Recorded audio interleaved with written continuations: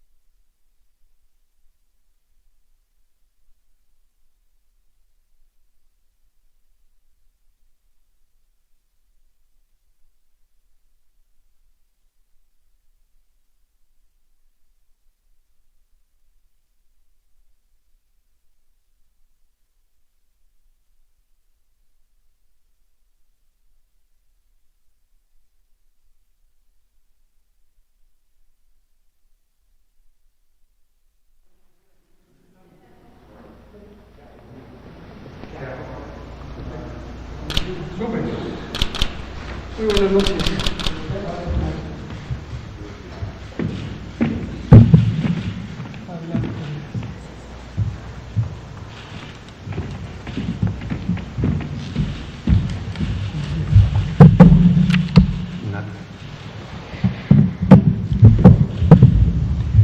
Muy buenas noches. Buenas. Son las 19:02 de este domingo 6 de septiembre de 2020. Vamos a iniciar la conferencia de prensa diaria sobre COVID-19, la epidemia causada por el nuevo coronavirus SARS-CoV-2. Estamos en la Ciudad de México, en el Palacio Nacional de México. Hoy vamos a tener un tema importante que abordar. Vamos a tener el informe técnico que presentaré yo mismo y vamos a tener un tema específico que es la tercera sesión a la que nos acompaña el doctor Gadi Savicki, quien es comisionado nacional contra las adicciones. Y viene también acompañado del doctor Jorge González Olvera, director general en la Comisión Nacional contra las Adicciones, y nuestra compañera Nadia Robles también. Y ellos dos y ella van a hablar sobre adicciones.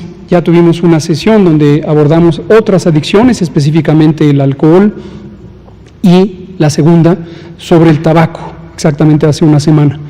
Pero hay adicciones, hay consumo de otras sustancias que tienen un potencial adictivo y son las distintas sustancias psicoactivas, psicotrópicas, que tienen consecuencias importantes sobre la salud. Como ella y ellos comentarán, las adicciones son un grave problema de salud pública a nivel mundial y desde luego también en nuestro país, y por eso el 5 de julio de 2019 empezamos la Estrategia Nacional contra las Adicciones o de Prevención de Adicciones, ENPA, Juntos por la Paz.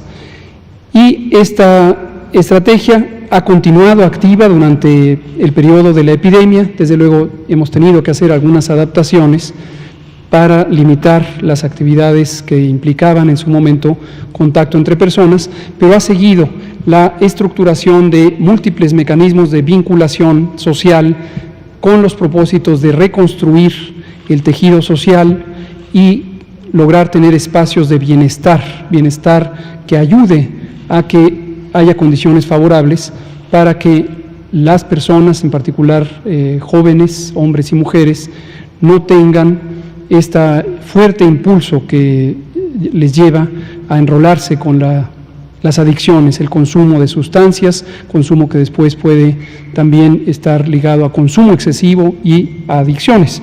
Explicarán con detalle lo que implica estas diferencias. Bienvenidos, bienvenida. Estamos aquí. Bueno, vamos a pasar al informe técnico. Hoy iniciamos semana epidemiológica, empieza la semana 37 y por lo tanto vamos a ver la información hasta el cierre de la semana 35 por las razones ya explicadas repetidamente. Hoy tenemos 99 días del proceso de tránsito en el esquema de nueva normalidad, lo que implica que, guiados por un semáforo de riesgo COVID, las entidades federativas, que son autoridades sanitarias, pueden regular la velocidad a la que van incorporándose personas a la vía pública en la medida en que los elementos estructurales que llevan a que las personas concurran en la vía pública, trabajo y actividades recreativas, por el momento ninguno en el sector educativo, se puedan empezar a incorporar. Estos 99 días ha sido una experiencia muy reveladora, muy útil para identificar los riesgos que en todo momento tenemos en México y en el mundo de que pueda presentarse un rebrote. Como conocen y conoce la sociedad mexicana, desafortunadamente en otros países ya se experimentan rebrotes y desde hace varias semanas, aproximadamente 4 semanas, empezó un repunte en el número diario de casos de COVID-19, lamentables defunciones, ocupación hospitalaria, que para algunos de los países es semejante en magnitud a lo que se vivió al inicio de la epidemia en esos mismos países durante el mes de enero, final del mes de enero y el inicio del mes de febrero. ¿México está exento de este riesgo? La respuesta es no, evidentemente no. Y lo hemos dicho, por eso hemos hablado de la epidemia larga, la epidemia que en México se contempló que podía durar desde febrero y hasta octubre, pero además podía estar más allá de octubre, no lo olvidemos, lo hemos dicho en innumerables ocasiones. Cuando venga octubre, vendrá la temporada de influenza. Y junto con la temporada de influenza puede ocurrir que COVID-19 también se presente en una etapa epidémica, en una segunda oleada epidémica. Y esto podría extenderse octubre, noviembre, diciembre, enero, febrero, marzo y hasta abril de 2021, que es exactamente los meses de la epidemia de influenza, que se presenta en todos los países del mundo en esta forma cíclica, en esta forma estacional. Entonces tengamos claro que eso puede ocurrir, tengamos claro también que el mecanismo por el que puede ocurrir propagación epidémica depende del contacto entre personas. Por lo tanto, como lo decimos todos los domingos, pero también lo repetimos a lo largo de la semana, las medidas de precaución, las medidas de prevención de los contagios del virus SARS-CoV-2, que es el causante de COVID-19, esta enfermedad que aqueja a toda la humanidad, las medidas de prevención son relativamente simples, pero si se cumplen de manera masiva, es decir, todas las personas lo hacen, puede tener un impacto muy positivo para reducir el número de contagios y eventualmente agotar los ciclos epidémicos en todos los países. Repetimos las medidas de prevención, mantener la sana distancia, en todo momento procurar estar a 2 metros de distancia, cuando menos 1,5 de toda persona que nos circunde, toda persona, sea familiar o no familiar, conocida, conocido o una persona completamente desconocida, mantengámonos a 2 metros de distancia. Lavarnos las manos repetidamente, ¿cuánto? 10, 15, 20 veces al día. ¿Parece exagerado? No lo es. Hay que hacerlo repetidamente a lo largo del día. ¿Con qué lavarnos las manos? Con agua y jabón preferentemente. Cuando no está disponible puede usarse una sustancia desinfectante como el alcohol gel de 70%. También el uso de cubrebocas es importante en la medida en que puede evitar la salida de las partículas líquidas que pueden tener el virus provenientes de una persona que tenga la infección por SARS-CoV-2. Y como siempre hacemos la advertencia, no confiarnos en que el cubrebocas es una barrera protectora para que no nos lleguen los virus. Esto no tiene una utilidad suficiente y tampoco la evidencia científica es clara o contundente de que usar cubrebocas para la persona saludable que no quiere infectarse es una garantía de que no se va a infectar. Y es muy importante tenerlo claro porque eso nos permite no confiarnos y entonces relajar las otras medidas, como la sana distancia, como el lavado de manos, porque sentimos que estamos protegidas o protegidos con el cubrebocas. Lo que de ninguna manera debe interpretarse como desestimar o desalentar el uso del cubrebocas. Lo importante es tener conciencia clara de para qué lo usamos. Lo usamos para proteger a las demás personas, no lo usamos para protegernos a nosotros mismos. Pero en una condición como es una epidemia, es importantísimo tener este comportamiento solidario, colectivo, generoso, de protección a las otras personas. Este tema ha sido motivo de gran confusión porque ciertas mentalidades con una visión individualista han insistido en el tema del cubrebocas desde una perspectiva científicamente errónea, como si se tratara de una protección individual, cuando no lo es. Por último, es importante recordar que si tenemos síntomas compatibles con COVID o sugerentes de COVID, fiebre, tos, dolor de garganta, dolor de cabeza, dolor de cuerpo en articulaciones y músculos, cansancio, pérdida del olfato, pérdida del gusto, que es de carácter temporal. Hay otros síntomas, la diarrea, que puede presentarse también en personas con COVID. Estos síntomas, durante todo este tiempo, durante todo este año, y hasta que acabe la epidemia, deben hacer pensar que uno puede tener COVID. Si uno mismo o un familiar tiene estos síntomas, hay que pensar que tiene COVID. ¿Y qué hay que hacer? Tener una precaución adicional, en especial para quienes tienen 60 o más años de edad, quienes tienen ciertas enfermedades crónicas, diabetes, hipertensión, obesidad, enfermedad cardíaca o pulmonar crónicas, inmunosupresión por cualquier causa, uso de medicamentos esteroides, cáncer, uso de quimioterapia, o las personas que viven con VIH y han tenido un deterioro importante del sistema inmune.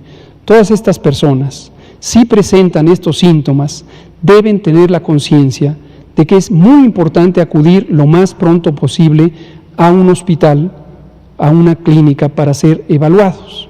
Tenemos los hospitales COVID que han sido designados, han sido reconvertidos y ampliados para este propósito. No se espere, por favor no se espere, porque si se espera, usted puede pensar que hoy no pasa nada, que es una enfermedad que se autolimitará, pero si tiene estas condiciones de riesgo que he mencionado, la edad, las enfermedades crónicas, puede ser que se confíe y el primer día no sienta nada, el segundo tampoco, el tercero, pero quizá en el cuarto día podría tener un daño pulmonar muy, muy importante y ya no hubiera posibilidad de hacer varios de los elementos de manejo médico que hemos comentado aquí y que son muy importantes. En especial, identificar si el daño pulmonar es extenso, hacer un monitoreo de la oxigenación sanguínea con oximetría de pulso, también la hidratación, hay que hidratarnos, 2 litros al día al menos. Si se tiene fiebre podrían necesitarse 3 litros de agua libre al día.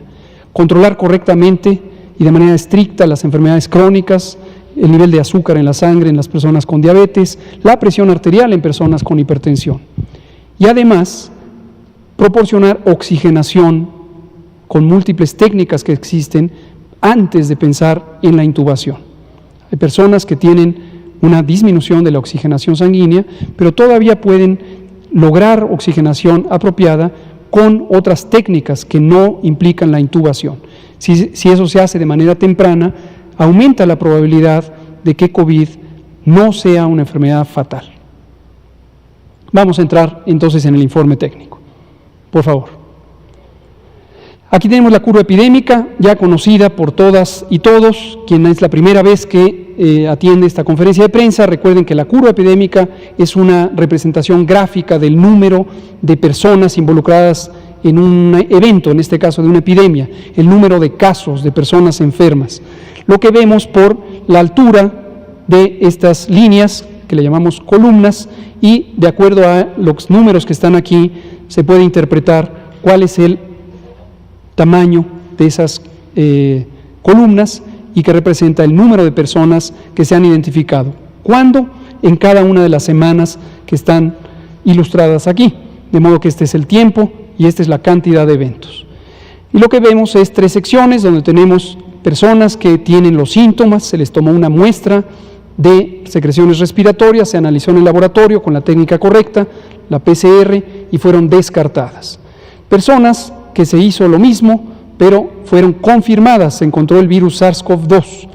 Y personas que están aguardando que se les dé el resultado, y esto está en amarillo, y va cambiando semana con semana de acuerdo a la presentación de resultados. Finalmente, ¿cuántas personas son confirmadas comparadas con el total de personas que tienen la enfermedad en una semana específica? Nos da un porcentaje de positividad. Y aquí tenemos ya una nueva semana con nuevas buenas noticias en la tendencia que tenemos. Llegamos a tener 57% en la semana 29, que está aquí, tuvimos 57% de positividad, es decir, 59 de cada 100 personas con síntomas a quienes se les tomó una muestra de secreciones respiratorias, se encontró que la enfermedad estaba relacionada con el virus SARS-CoV-2. Pero esta proporción ha ido disminuyendo progresivamente y de manera continua hasta la semana 35, que fue hace 2 semanas, estamos empezando la 37 y hoy estamos en 40%, lo que se ve aquí en este número. Y este es un indicador muy importante de reducción de la epidemia en términos de la presentación de personas cuya enfermedad se explica por el virus SARS-CoV-2. El otro indicador importante, desde luego, es la cantidad de casos que se registran en cada semana, y tenemos los casos confirmados, pero además consideramos ese porcentaje, esa proporción de personas en quienes se confirma y hacemos una estimación. Los números, desde luego, siguen sumándose si aumentamos y contamos desde el primer caso, que fue el 27 o 28, cuando se confirmó, de febrero. Desde luego seguimos agregando en todos los países del mundo un número cada vez mayor de casos. Pero en términos de el acontecer epidémico, tenemos cada vez menos casos por semana. Y llevamos ya en este momento 6 semanas consecutivas en donde tenemos reducción en el número de casos, o en algunas situaciones, como pasó en las semanas 33 y 34, que no hubo reducción, pero por lo menos no hubo aumento. Vamos a ver la siguiente diapositiva, donde vemos otros indicadores útiles. Vean la curva epidémica, subió y llegó a este máximo en la semana 29, esto fue a mitad del mes de agosto, y después hemos tenido a mitad del mes de julio, y después hemos tenido este descenso durante el mes de agosto y lo que llevamos de septiembre. Y tenemos hoy, abrimos la semana, o más bien cerramos la semana 35 con una reducción de 15% comparado con la semana previa, la semana 34. ¿Qué vamos a observar a lo largo de la semana? Esto lo decimos cada domingo, que este número ya no va a ser 15, quizá va a ser 14, 13, 12, no podemos predecir hasta cuánto se va a reducir, esto depende de la incorporación de resultados de confirmación. En este caso son los casos estimados. La semana pasada abrimos con 16% y acabamos en 0. Podría ocurrir esto para la semana 35, pero es importante tener la expectativa de que esto no aumente. Y el porcentaje de casos, que es 6% de la epidemia activa, tenemos más de 41,000 casos activos en este momento, enfermaron en los últimos 14 días.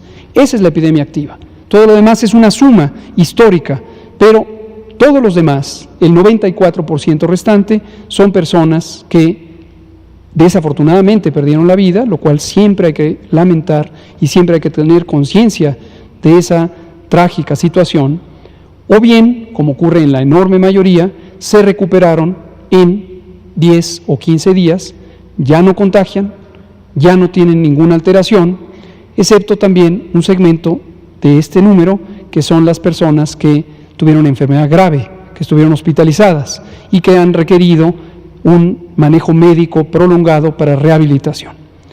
La mortalidad también va reduciendo y estos son los indicadores positivos de una epidemia en descenso. Vamos a ver las últimas 2 gráficas, que son la ocupación hospitalaria. Estas son importantes, lo han sido a lo largo de toda la fase 3 en particular, la fase de mayor intensidad epidémica, porque, como hemos comentado también en repetidas ocasiones, un objetivo fundamental del manejo de una pandemia es que no haya nadie que se quede sin atención médica. Las desafortunadas defunciones y los casos graves de COVID ocurren porque tenemos una enfermedad infecciosa con capacidad letal, una enfermedad emergente. Esto es un fenómeno natural que afectó a toda la humanidad. Pero los sistemas de salud de los países han, en algunos casos, logrado enfrentar esta situación, brindando atención médica, sobre todo aquella necesaria para personas en condición de alta gravedad. En este momento, 32% de las 31.246 camas están ocupadas con personas que padecen COVID o el síndrome clínico de COVID, por lo tanto, el 68% están disponibles. Si lo vemos entidad federativa, una por una, vemos que Nayarit, Nuevo León, Colima son las tres que restan con importante actividad epidémica y por lo tanto ocupaciones mayores al 50%, apenas 57, 56, 52. Todas las demás tienen menos del 50%. Veamos la última, la idea es muy parecida, pero es para las camas de personas que necesitan intubación orotraqueal, intubación para ventilación mecánica. 28% de ocupación, 72% de disponibilidad y ninguna entidad federativa, esto es un elemento nuevo también, no había ocurrido que ninguna entidad federativa tuviera una ocupación superior al 50%. Como hemos comentado, estamos trabajando ya en la continuidad de la atención no COVID. La guía se publicará a lo largo de esta semana y esto va a implicar que se reduzca el número de camas disponibles COVID, pero que estén en reserva para poder hacer reconversiones hospitalarias aceleradas en caso de que a partir de octubre tengamos un repunte de COVID o en caso de que ocurra en cualquier otro momento. Vamos a darle la palabra al doctor Gadi Savicki para que conduzca el resto de la sesión. Muchas gracias, señor secretario, con su venia. Un saludo a todos y a todas, aquí en Palacio Nacional y también hasta sus hogares en este fin de semana que termina. Quisiera yo empezar por agradecer al subsecretario el espacio que nos ha dado al Grupo de Salud Mental y Adicciones, el tener la oportunidad de comunicarnos con la gente cara a cara durante estas últimas 3 semanas y esperamos que haya salido algo benéfico para la población en ese sentido. Y el día de hoy queremos hablar un poco sobre los consumos de las sustancias que les llamamos ilegales. Hablamos durante las últimas 2 semanas de las 2 sustancias legales que más muertes y enfermedades causan en el mundo y el día de hoy hemos elegido 4 sustancias que tienen un interés particular para nuestra población. Yo personalmente les hablaré brevemente sobre la cannabis, la marihuana, y les hablaré también sobre el cristal metanfetamina. Es importante comentarles que la mayoría de las sustancias, y aplica para las que vamos a tocar el día de hoy, se encuentran en un espectro que desde los griegos antiguos le llamaban toxicón y farmacón. Significa que una sustancia, dependiendo de la dosis, puede ser un farmacón, una medicina, o puede ser un toxicón, puede ser un veneno. Y en ese sentido la utilización de la sustancia es crítica para entender lo que va a hacer y el perfil de daño que puede causar. Bien, la cannabis sativa L por Linneum, es una planta ancestral, ha evolucionado 28 millones de años como la conocemos el día de hoy y los humanos nos empezamos a relacionar con ella hace aproximadamente 20,000 años, principalmente por su uso económico. La planta de la cannabis se presta para hacer cuerdas, telas, para el aceite, para alimentar a los animales. Es una planta muy económica, muy eficiente en ese sentido. Y hace 10,000 años aproximadamente se empezó a utilizar, haciendo que ingresara a nuestro organismo por sus efectos de tipo psicoactivo y medicinales. Probablemente todos ustedes hayan alguna vez visto el icono de la planta de la marihuana, de la hoja de la marihuana, pero quiero llamar su atención a la otra imagen. Lo que vemos en esta foto es un acercamiento con un microscopio a una de estas plantas de cannabis y observamos unas estructuras que se llaman tricomas. Estos tricomas son un aceite que ocurre naturalmente en la planta y ahí es en donde se encuentran las moléculas biológicamente activas. La que sigue, por favor.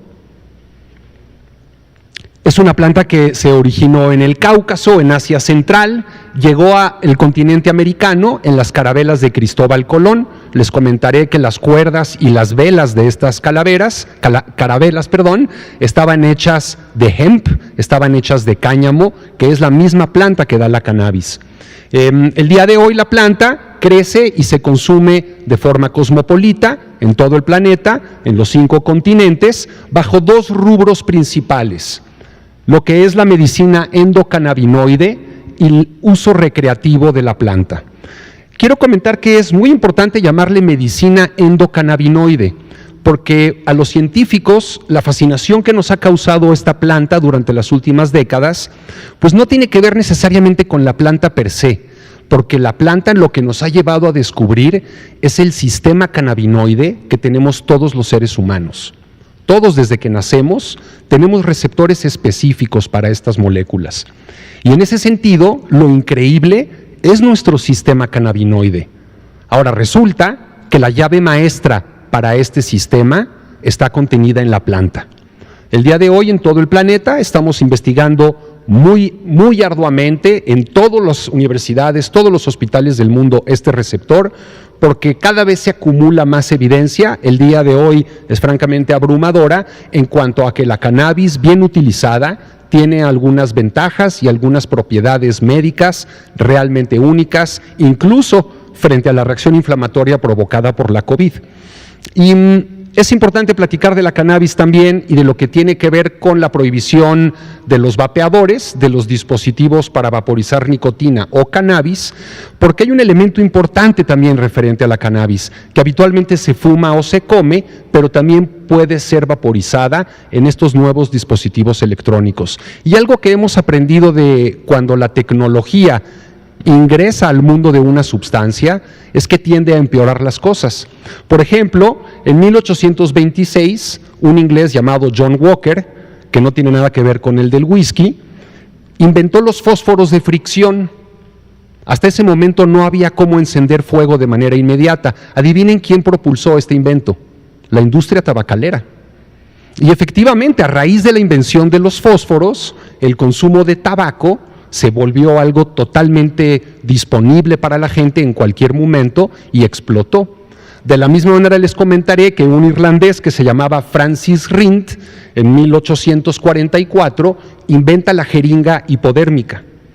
Hasta ese momento ya se consumía el opio como un medicamento, normalmente en pinturas o se comía, pero en 1844 lo introducimos con una jeringa a la vena, y a partir de ese momento empezó la gran epidemia de opiomanía también. Entonces no queremos meter dispositivos tecnológicos en una situación que ya consideramos puede ser problemática y puede representar un riesgo para la salud pública. Les pongo aquí muy brevemente estas 2 moléculas que son las más importantes. En primer lugar tenemos una que se llama tetrahidrocannabinol o THC. Esa es la sustancia que genera el efecto psicoactivo. Y tenemos también el cannabidiol, que es la sustancia que en combinación con otras mismas moléculas tiene algunos efectos medicatorios muy importantes. Siguiente. Bueno, existen en el mundo casi 200 millones de usuarios consuetudinarios, significa que fuman de manera regular cannabis. En México, y esto es importante hacerlo notar, durante los últimos una década y media hemos visto un crecimiento muy importante del consumo de esta planta. En el 2002, el 3.5% de la población había consumido alguna vez en la vida la cannabis y para el 2016 fue el 8.6%, más que el doble. Si ya nos vamos al último año, y hay una diferencia entre preguntarle a alguien, oye, ¿tú has fumado alguna vez en la vida? Ese es alguna vez en la vida. Y otro parámetro es preguntarle a la gente si tú has consumido el último año, porque nos habla de un consumo más reciente. En el 2002, el 0.6% había utilizado la cannabis y para el 2016 se había incrementado en 3 veces, ¿no? Este es un crecimiento realmente importante y obedece a muchos factores que en este momento no vamos a tratar. Suele ser una de las principales sustancias por las que la gente en México acude a nuestros centros. Un saludo, por cierto, a todos los trabajadores de nuestros centros de atención primaria en adicciones. Suele ser la cannabis una de las plantas que provoca la mayoría de las consultas, probablemente asociado al hecho que también es la sustancia ilegal que más se consume en el país y en todo el mundo. Es importante comentar que el día de hoy sigue habiendo una discusión en el país muy importante con respecto a cuál será el estatus de esta planta, pero yo quisiera sí decirle a la población que no debemos de trivializar esta situación. Entre un 7 y 10% de las personas que consumen cannabis van a desarrollar una situación bastante problemática de dependencia, les va a costar bastante trabajo dejar de consumir y aparte pueden generar síntomas psiquiátricos importantes. La que sigue.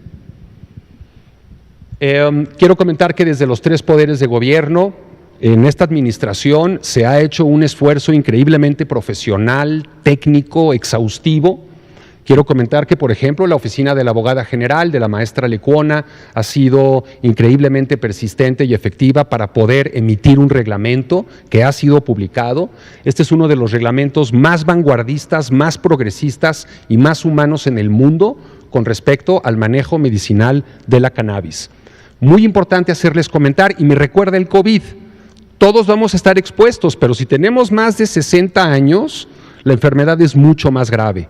Con la cannabis hay que pensar en el mismo sentido. No significa que los adultos no puedan llegar a presentar una dependencia, porque sí la hay, pero el problema significativo es el consumo por los menores de 21 años.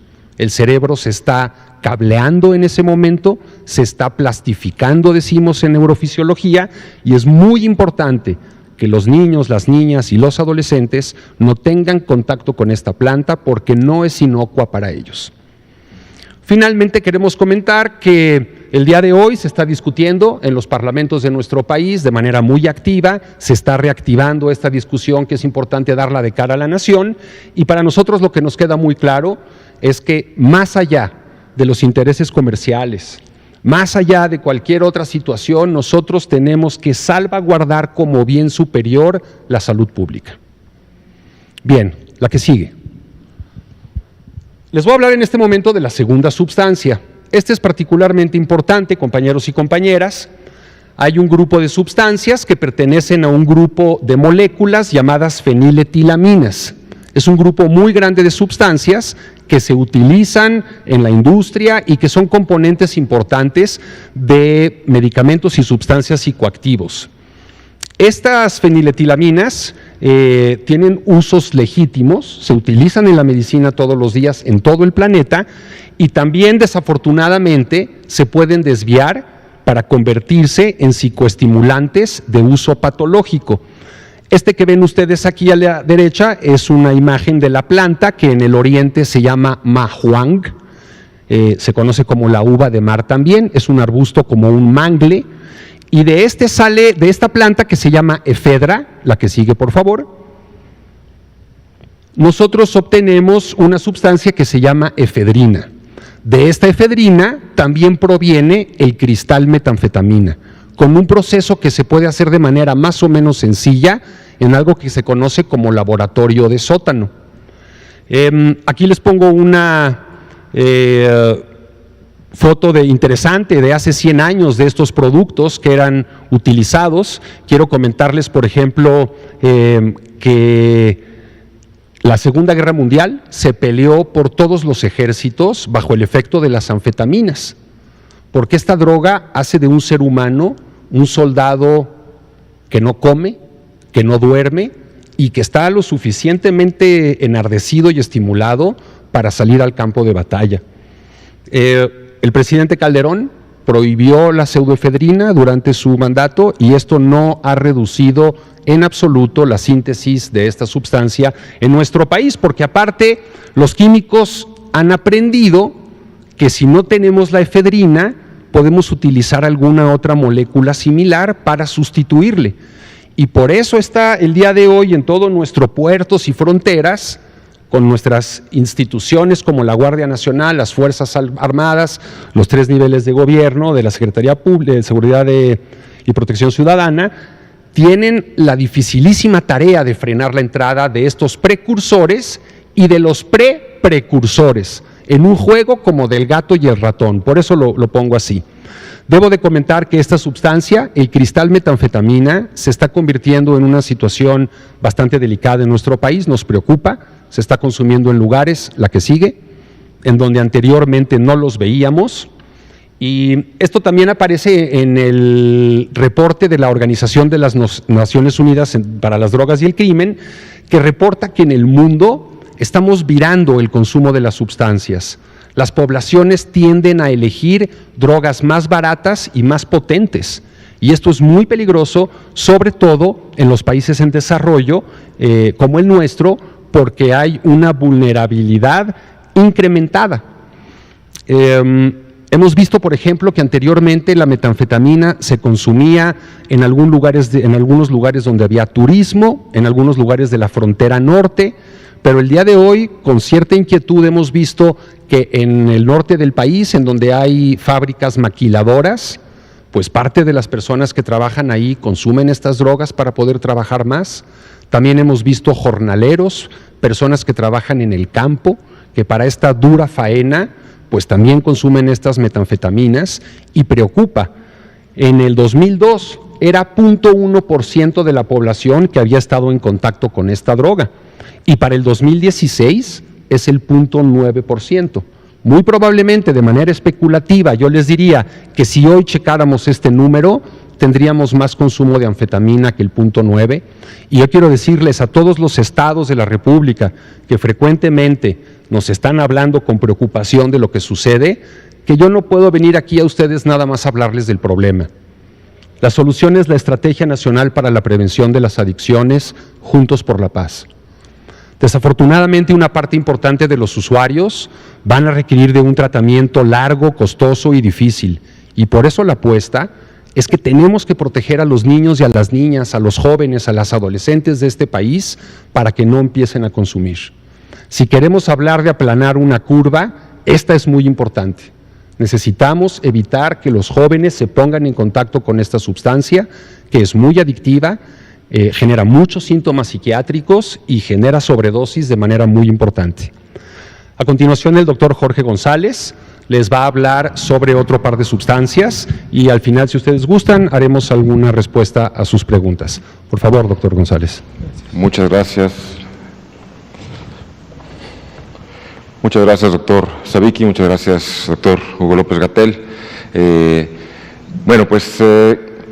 Voy a hablarles sobre las benzodiazepinas, y para poder explicar esto, lo primero que quiero decir de manera muy breve en este marco de la pandemia, de esta contingencia que hemos tenido, es, en primer lugar, que sabemos que todos, la población, los médicos, hemos sufrido de un nivel de estrés mayor. Y hablo de estrés, no este estrés de estar nerviosos nada más o de estar preocupados, sino que hemos tenido todos cambios en nuestro ciclo de sueño, en nuestra reactividad. ¿Quién no ha escuchado a alguien alrededor que por la mañana dice sentirse muy cansado, ¿no? O que el patrón de alimentación ha cambiado. Y bueno, finalmente son síntomas de ansiedad. Muchos de ellos son síntomas somáticos, es decir, el tensar los músculos, el que cambie el ciclo de sueño, el que cambien los alimentos que acostumbramos, el movernos menos genera una forma distinta de enfrentar situaciones cambiantes. A eso le voy a llamar estrés. Y algunos síntomas de ansiedad, que son aquellos, muchos que se expresan a través del cuerpo. Entonces, resulta que en todo el mundo los medicamentos que conocemos como benzodiazepinas son utilizados para activar un sistema que permite reducir especialmente muchos de los síntomas somáticos y fisiológicos de la ansiedad. Las personas no van a dejar de preocuparse, pero probablemente la reacción física de sobresalto se reduzca o se pueda compensar la alteración en el ciclo de sueño, o pueden ayudar a generar el miorelajación, relajación muscular, que ocurre justamente cuando este sistema de adrenalina y glucocorticoides nos pone listos para atacar, para mirar al frente o como el resto de los mamíferos para morder. Los humanos no mordemos, pero tensamos toda la musculatura y tenemos dolor después, ¿no? Bueno, muchos de los síntomas son controlados con estos medicamentos por médicos familiares, médicos generales y por muchos especialistas, pero tenemos que saber que tienen algunos riesgos. ¿Cuáles son estos medicamentos? Bueno, los que hemos escuchado como clonazepam, alprazolam, bromazepam, ¿se dan cuenta? Terminan muy parecido. Son una gran familia que trabajan sobre receptores GABA. Reducen todos estos síntomas, pero el problema es que producen tolerancia farmacológica. Esto es que vamos a necesitar más dosis de muchos de ellos para tener el mismo efecto. Otro problema es que interactúan con muchos otros fármacos depresores del sistema nervioso central, con el alcohol, por ejemplo, que interfieren en procesos de memoria, de atención y de coordinación motora. Eso da lugar a que si tenemos dosis altas o no se consideran un montón de condiciones clínicas, las personas pueden tener accidentes, caídas, y como son fármacos muy prescritos a adultos mayores, el número de caídas en personas que toman estos medicamentos es mucho más alto. Les voy a contar algo más. En el mundo, la cantidad de muertes por este tipo de medicamentos que no han sido vigilados por el médico de familia, el médico general o el especialista, es altísima. En algunos casos se parece o llega a estar arriba de las muertes por opiáceos, no de uso médico, sino de uso de calle. Entonces, nos ocupa muchísimo explicar cómo la regulación de la ansiedad es importantísima y todos aquellos que consuman alguna benzodiazepina busquen asesoría médica. Sabemos que la consumen más adultos mayores. El incremento ha sido en mujeres, especialmente cada vez más temprano. Ahora les voy a mostrar unos datos, cada vez más temprano. Otra, no pueden prescribirse, hay que hacerlo con muchísimo cuidado en personas que han tenido antecedentes de abuso de sustancias, que han tenido intentos suicidas o que tienen conductas impulsivas que pueden agravarse usando estos medicamentos y reducen el control de impulsos en algunas personas. Entonces, bueno, y como les digo, interacción. Estos datos acerca de COVID, nada más por mencionarlo rápidamente, se los voy a mencionar. La gráfica que tenemos al centro se refiere a la demanda de atención por consumo de benzodiazepinas desde el 2013 al 18 y podemos ver que ha habido un cambio. Estos son datos obtenidos por el Observatorio Mexicano de Drogas. Esto es una recopilación de datos de varias fuentes, especialmente de los Centros de Atención Primaria a Adicciones, de los CIJ y de algunas otras unidades. Entonces podemos ver cómo ha ido progresando a lo largo de los últimos años. Se ha ido modificando, pero sigue siendo un problema. Cuando vemos la gráfica, como les comentaba, muchas personas acaban teniendo problemas porque tienen otro abuso de otra sustancia.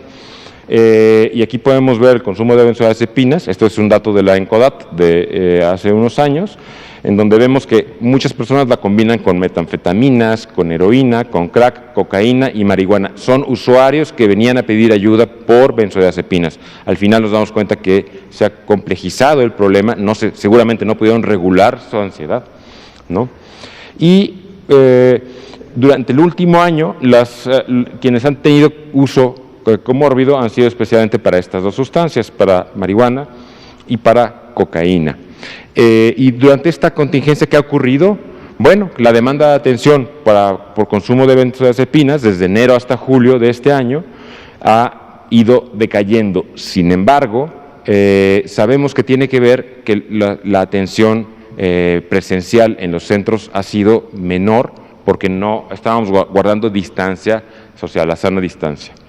Y bueno, solamente me faltó un dato, y es que la edad promedio se fue reduciendo. Piénsenlo muy bien, van a conocer a alguien que consume benzodiazepinas y que probablemente fue recomendación de algún familiar, algún amigo o algún médico hace mucho tiempo. Por favor, compañeros médicos, todos los que nos estén viendo, necesitamos vigilar esto. La prescripción por más de 4 semanas implica un riesgo importante para dependencia a estos medicamentos y también se asocia con deterioro cognitivo, ¿no? en adultos mayores. Bueno, Siguiente, por favor. La otra sustancia de las que le quiero hablar brevemente es el fentanilo. El fentanilo es una molécula sintética, un opioide sintético, muy parecido a la morfina, que es unas de 50 a 100 veces más potente. Importante saber que es de uso médico, se ha usado como anestésico en muchísimas circunstancias cuando es necesario, en el quirófano, incluso cuando hay que intubar a un paciente, puede ser necesario utilizar un analgésico opioide. Sin embargo, hay variaciones de esta molécula que pueden ser muchísimo más potentes. Sabemos que de estos laboratorios de sótano se van generando variaciones y se añaden a otras sustancias de calle y de abuso. Afortunadamente en México tenemos un índice de consumo reducido todavía que está muy focalizado en algunos estados. Fíjense, estos son los casos que se han ido detectando por demanda de tratamiento desde el 2013 hasta el 2019. En realidad son muy pocos. Afortunadamente en México no tenemos un problema tan severo como otros países, como Europa o como otros países de Norteamérica.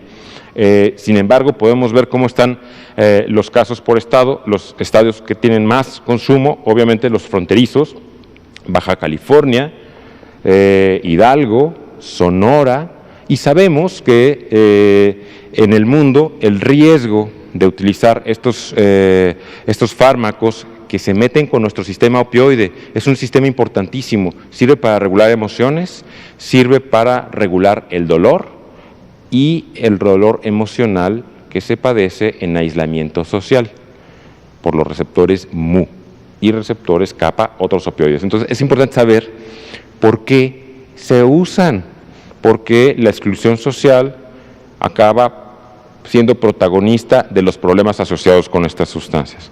Bueno, todos estos datos, bueno, aquí está una gráfica sobre la distribución de casos por sexo, muchos más hombres que mujeres, desde luego. Ha habido nada más 31 casos en México, pero bueno, para obtener fentanilo no hacen falta tener plantas como para la morfina y la heroína, hace falta un laboratorio y tener precursores, y en unas horas se produce. Por eso ha sido un gran negocio, en poco tiempo se recupera la inversión. Todos estos datos han sido posibles gracias a un proyecto que se tiene en la Comisión Nacional contra las Adicciones, que es el Observatorio Mexicano de Drogas, que corresponde a un mecanismo que concentra información valiosísima que la maestra Nadia Soto nos va a hacer el favor de explicar esta tarde. Muchísimas gracias. Nadia, por favor.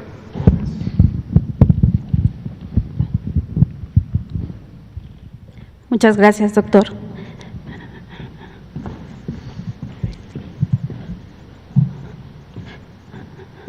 Muchas gracias, doctor López-Gatell, doctor Savicki, doctor Jorge. Es un gusto estar aquí. Les voy a presentar el trabajo que mi equipo ha venido realizando en los últimos 2 años. Muchas gracias a mis colaboradores, Alfredo, Eiji y Everardo.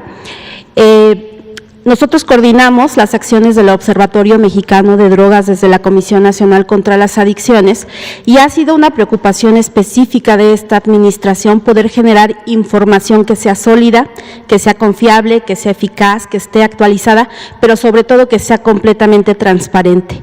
Hoy, a diferencia de otros años, la información debe estar completamente disponible para la gente, para quien la necesite. Y esto es lo que hemos buscado desde el observatorio. El observatorio específicamente busca describir el fenómeno que es muy complejo y que tiene muchísimas aristas del consumo de sustancias. Algo que nos ha interesado dentro de todas las dimensiones es identificar aquellos factores que son las causas del consumo. El consumo no se da de la nada, generalmente encontramos factores de riesgo en la población, sobre todo en niños y adolescentes, y nosotros estudiamos esos determinantes. Además, estudiamos acerca del impacto que tienen las sustancias en la salud y además también cómo poder construir a partir de esa información estrategias, políticas públicas o acciones muy concretas en distintos territorios. Nuestro principio desde el Observatorio Mexicano de Drogas es que tengamos decisiones basadas en evidencia técnica. Algo que es muy importante dentro del observatorio como un centro de conocimiento es compilar la información. Nosotros tenemos distintas fuentes, estudiamos distintas fuentes de manera permanente para poder estudiar y analizar el fenómeno y comunicarlo a la población. Nosotros comunicamos esta información a distintos sectores, a los tomadores de decisiones, a las secciones académicas, los investigadores y también al público en general. Hemos encontrado mucho interés por parte de estudiantes universitarios para tener este tipo de información asequible y a la mano, ¿no? Y además no tienen que esperar un periodo largo de tiempo para recibir información actualizada, como comúnmente ocurre con las encuestas nacionales que suelen llevarse a cabo en periodos pues muy espaciados. La siguiente, por favor. Ahora, estas fuentes de información son fundamentales y aquí quiero agradecer a todos los colaboradores de los centros de atención primaria en adicciones, de los centros de integración juvenil y también de los centros residenciales no gubernamentales que día a día dan atención y que además hacen un esfuerzo por registrar sus actividades. Esto nos ayuda mucho para conocer cómo está el panorama de la atención, porque bueno, al no contar con cifras actualizadas a través de encuestas nacionales, a nivel internacional, el dato que se genera en unidades de atención suele ser muy bueno y nos da un panorama muy genérico de cómo se está manifestando el consumo y la demanda de atención. Nosotros buscamos, a partir de estas fuentes, en el equipo de trabajo del área, en CONADIC, generar insumos que además ponemos a consideración y que revisamos de manera constante con un equipo técnico. Este equipo técnico corresponde a distintas áreas como los centros de integración juvenil, la Dirección General de Epidemiología, que ellos tienen un sistema muy importante que es el CISBEA, también los institutos nacionales de salud como el Instituto Nacional de Psiquiatría y el Instituto Nacional de Salud Pública. Buscamos que la información que generamos tenga distintas vertientes, porque el fenómeno del consumo es tan complejo y su impacto también llega a complejizarse, que cada uno de los temas muy específicos tenemos que abordarlos de manera diferenciada.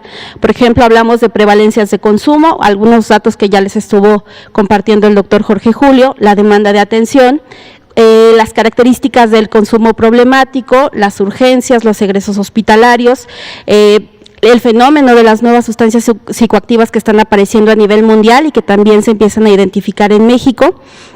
Y además hemos ido sumando algunas otras estrategias de información, como el análisis de metabolitos de drogas en aguas residuales. Todo esto va a tener distintos fines, no solamente en relación a la población a la que le dirigimos la información. Nosotros tenemos lazos de colaboración con otros países y con organismos internacionales para poder describir a nivel global el problema de las drogas desde el ámbito de la demanda. Y bueno, trabajamos de manera coordinada también con la Fiscalía General de la República, con la contraparte de la oferta. Además, algo que nos interesa muchísimo es poder describir el fenómeno del consumo en territorios. Hemos colaborado de la mano con la Estrategia Nacional de Prevención de Adicciones Juntos por la Paz, porque ellos trabajan en territorio y nos interesa saber cuáles son los factores de riesgo específicamente en los terrenos a los que ellos están llegando. No tenemos las mismas situaciones de consumo, por ejemplo, en una ciudad fronteriza que en un estado de la otra frontera al sur del país o del centro del país. Entonces nos encargamos de hacer una diferencia por estado y por territorio para conocer qué está sucediendo en cada una de las poblaciones, que es un reto enorme. Nuestro país es sumamente amplio. Y además, otra cosa en la que colaboramos desde el observatorio es a la generación de políticas públicas. Trabajamos de manera coordinada también con la Fiscalía General de la República en el Programa Nacional de Política de Drogas para poder generar conocimiento científico que nos permita tomar decisiones en un nivel alto y que pueda fundamentarlas para que también eventualmente se puedan evaluar. Y nos hemos hecho acompañar y agradecemos mucho la colaboración en el último año del Instituto Nacional de Estadística y Geografía, pues ellos nos han estado brindando asesoría técnica y nos ayudan a dar respuesta a distintos organismos internacionales sobre cómo está el fenómeno de consumo en nuestro país. Me gustaría, la siguiente, por favor, compartirles brevemente algunos datos que hemos generado desde el observatorio. En esta temporada de confinamiento nos ha interesado mucho saber qué sucede con los consumidores, qué sucede con la atención que se está brindando a ellos, y hemos encontrado que, por ejemplo, en las urgencias médicas ha habido un decremento del 40% de solicitud. Aquí tenemos dos periodos comparados, el periodo enero-julio de 2019 contra el periodo enero-julio de 2020, y hemos visto, por ejemplo, aquí, esta línea roja es la demanda o la necesidad de atención por consumo de alcohol, en urgencias médicas y hemos visto cómo ha ido decreciendo. Lo mismo podemos ver en el caso de egresos hospitalarios asociados por consumo de sustancias, que también han tenido un decremento en los últimos 7 meses. Otro dato que recogemos de manera permanente es la demanda de tratamiento en los centros de atención, tanto ambulatorios como residenciales. Y aquí podemos ver el interesante fenómeno de cómo se demanda atención. La sustancia por la que más se demanda atención en estos centros es el alcohol, pero en este caso que estamos hablando de sustancias de tipo ilícito, tenemos aquí hasta arriba a cannabis, que es la sustancia por la que más se demanda. Sin embargo, a partir del año 2017 a 2018, vemos un decremento de la demanda de tratamiento por cannabis y vemos un incremento de la demanda de tratamiento por metanfetaminas, particularmente, generalmente en estos casos de solicitud se trata del cristal. Además, en este periodo de confinamiento hemos visto también un decremento de la demanda de atención, y esto lo entendemos perfectamente por las medidas de distanciamiento social. La siguiente, por favor. Sin embargo, vemos otras características de la atención. La línea de la vida, que es un área especializada en la atención telefónica y en el contacto con la ciudadanía para poder resolver dudas o para dar atención a las personas que demandan algún tipo de tratamiento, está funcionando las 24 horas del día en nuestro país, y aquí hemos visto cómo ha habido un incremento de la demanda de atención. Aquí tenemos 2 periodos, que es el periodo enero-junio de 2019, que es la línea roja, y el periodo enero-junio 2020, y vemos cómo ha ido creciendo la demanda de atención. Es decir, la demanda física o de contacto 1 a 1 se ha ido decrementando, pero la atención vía telefónica ha ido incrementando, y esto lo vemos mucho más acentuadamente en la atención que se da vía redes sociales. Gran parte del público, de las personas que demandan tratamiento en los centros, son personas jóvenes, y en muchos casos ellos también se sienten cómodos de recibir alguna orientación vía redes sociales. La línea de la vida es una línea multicanal, porque también oferta el servicio de los profesionales a través de las redes sociales, y hemos visto el gran crecimiento que ha tenido esta curva hacia la atención a distancia. ¿Qué nos dice esto en términos de hallazgos? Que tendremos que seguramente ir virando hacia nuevas alternativas de atención, donde tal vez la presencia ya no sea necesaria, o puedan encontrarse algunas otras alternativas como la telemedicina. Además, les comentaba hace unos momentos, hemos estado incorporando estas estrategias de análisis de metabolitos de sustancias en aguas residuales, que es un estudio que esperamos tenga permanencia en nuestro país para poder cotejar datos de encuestas nacionales, y además también hemos empezado a hacer colaboraciones con organizaciones de la sociedad civil que básicamente se orientan hacia la reducción de riesgos y daños, y ellos tienen programas bien interesantes relacionados con el análisis de sustancias que nos permite identificar, por ejemplo, en ambientes de entretenimiento o de ocio nocturno, sustancias que están consumiendo las personas jóvenes que podrían tener algún contenido de nuevas sustancias psicoactivas. También en este periodo de confinamiento hemos estrechado lazos con toda la región de las Américas, y a partir de este mes de septiembre iniciaremos una encuesta hemisférica para conocer el impacto del COVID en los consumidores de sustancias. Muchas gracias. Muchas gracias, maestra, muchas gracias. Pues nos quedan 3 minutos, se los vamos a dar a Daniela Pastrana y se da tiempo a Héctor García. Gracias, buenas noches, Daniela Pastrana, pie de página. Les quiero preguntar 2 recomendaciones para la gente que convive, ya sea en una relación laboral o en una relación familiar, con alguna persona que tiene una adicción, porque nos han hablado mucho de qué hacer con jóvenes, con niños que tienen alguna alteración, pero para que vayan a una atención, pues requieren que ellos quieran, ¿no? Entonces, ¿qué hace una persona que cotidianamente convive o ha estado conviviendo en estos días con una persona que tiene una adicción? Claro, esta pregunta no es sencilla. A generar esta disposición para que las personas reciban un tratamiento, utilizamos un aproximamiento, ¿no?, que se le llama elevar la conciencia de enfermedad. Y esto significa que a través de una entrevista motivacional, mientras nosotros vamos obteniendo información sobre el paciente telefónicamente o a través de un familiar, nosotros vamos elevando la motivación de este sujeto precisamente para que se dé cuenta cómo está metido en un problema. Cuando hay alguien que está dependiendo de una sustancia o tiene un consumo patológico, habitualmente el corazón de este padecimiento es la negación. El decir, yo no tengo problema, yo controlo, esto no me va a pasar a mí.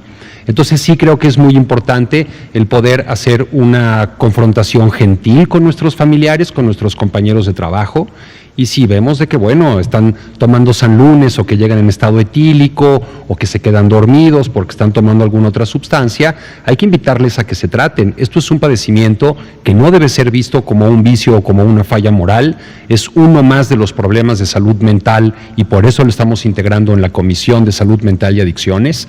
Y tenemos maneras de ayudar a las personas, esto es algo importante.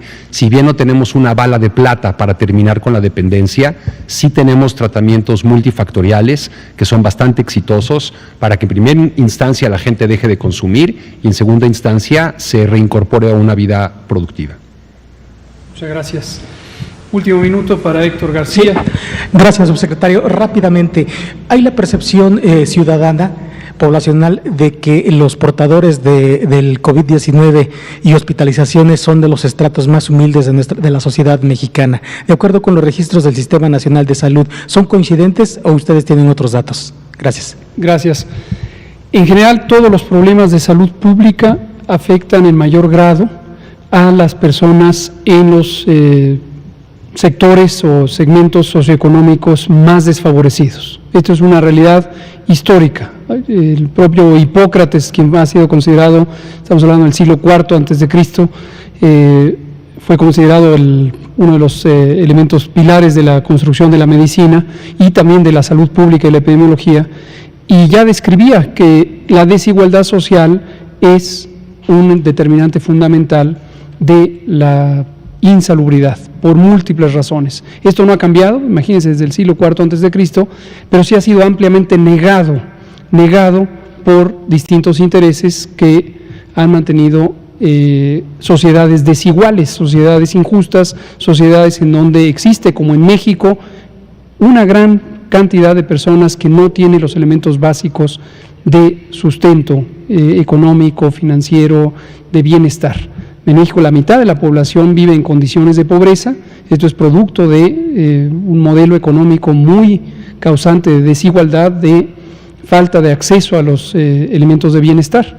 Entonces, efectivamente, no es sorprendente que también en una enfermedad emergente de interés epidémico, como es COVID-19, tengamos una menor capacidad en la sociedad para responder a los problemas que esta enfermedad infecciosa produce. No hay un riesgo intrínseco específico en donde una persona que vive en pobreza tenga una razón directa por la que deba sufrir más de COVID, pero evidentemente desde la calidad de la vivienda, la densidad poblacional en la vivienda, el hacinamiento, la percepción del riesgo, la calidad de la alimentación, hemos hablado extensamente de la epidemia de enfermedades crónicas, incluyendo la obesidad por mala nutrición, todo el acceso a los servicios de salud, las redes de soporte social, etcétera, etcétera, etcétera. Entonces sí, efectivamente, la injusticia social es dañina para la salud pública. Muchas gracias.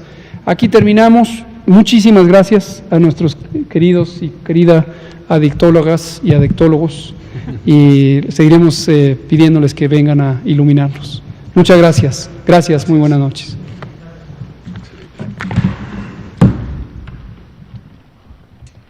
Poco a poco vamos pacificando al país. Es otra estrategia. Es trabajar de día y de noche para garantizar la seguridad de nuestro pueblo. Es atender a los jóvenes que tengan posibilidad de estudiar, de trabajar. Y algo muy importante, que ya no sea la delincuencia la que gobierne en México. Nunca más García Lunas en el gobierno. Segundo informe. Gobierno.